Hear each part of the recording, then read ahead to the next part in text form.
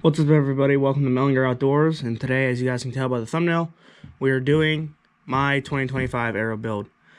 I usually don't do things like this. Well, I haven't posted much on this channel anyways, but just to pass the rain here in western Pennsylvania, I figured might as well, right? So let's get straight into it.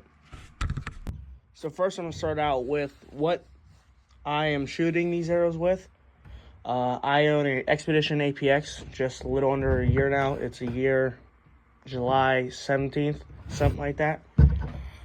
And I'm shooting 70 pounds with a 28 and a half inch draw length. The APX is a 33 inch axle bow with a 5.25 inch brace height. And these arrows fly out of that bow around 261.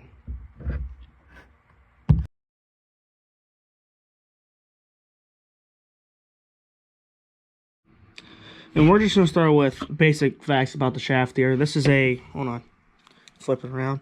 It's a Easton Carbon Legacy, not the Fred Eicher edition, just the regular one. This shaft is 10.1 grain per inch. This year I decided to go with a heavier arrow this year. I've been going lighter the last few years, so I figured I'd change it up. With 10.1 grains per inch, and the spine is 340. These only come in a maximum of 340, and I was a little skeptical of it at first, but I shot it through paper and it shoots a bullet hole no matter what, so I went with them. Next is the front of the arrow here. This is a 23 grain, just standard insert by Easton. I believe it's called their 6.5 millimeter silver insert, so it's nothing special. But, yeah.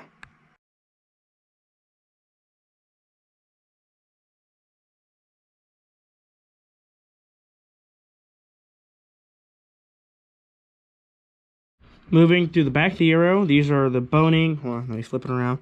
Boning Atlas vanes. They're in the shield shape, and they weigh 9 grains each, and they are 2.8. These things, I haven't had a problem with flight, and they look beautiful when they fly through the air. I haven't shot these ones. I shoot my practice arrows with them a lot, and they fly awesome though. And I've been going with a color scheme this year. So I like all white fletching for hunting. Now moving back, this is a 30-06 UFO Nock in the 6.5 millimeter, as the shaft is. It glows red if I can get it though. Yep, glows bright red. Like 48 hours of constant glowing. But yeah, I like these ones with a switch, especially when I use them for practice. But they do get a little pricey. I'll put prices in all these just in case I forgot to say them, which I probably did. But just everything glows, and I like it.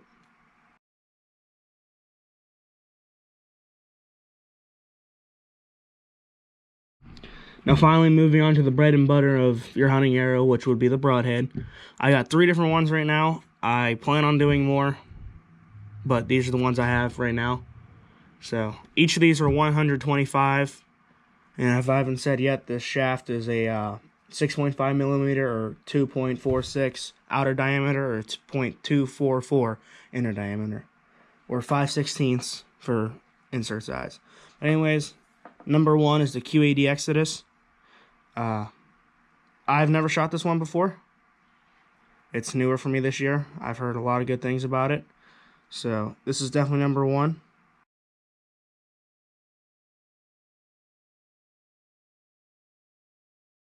The next one's definitely a debated broadhead. People like it, people don't. Some people hate the guys that do it. Personally, I don't have a problem with them. That is the Beast Broadhead. It is the 2.3, 125. I've shot one deer with this last year out in Ohio.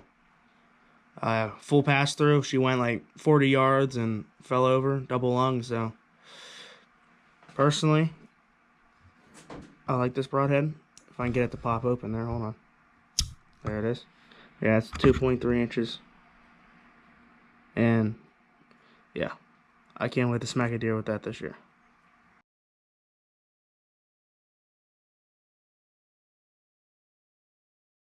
And finally, I bought this before Sevr brought out their new lineup for 2025.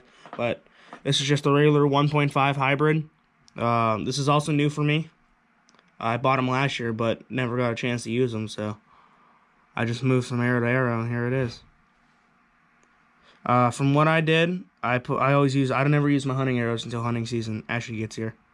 But my practice arrows, these things fly like darts out of there. And all these broadheads that I've shown do. Never had a problem with anything. But, as I said, these things are awesome in flight, so I just can't wait to get them on a deer this year. And I'd like to discuss the future of this channel. If you haven't seen, I posted a fishing video before this. Didn't get that many views, but if you could, go watch it. It's 40 minutes long. I know it's a little long, but it's whatever.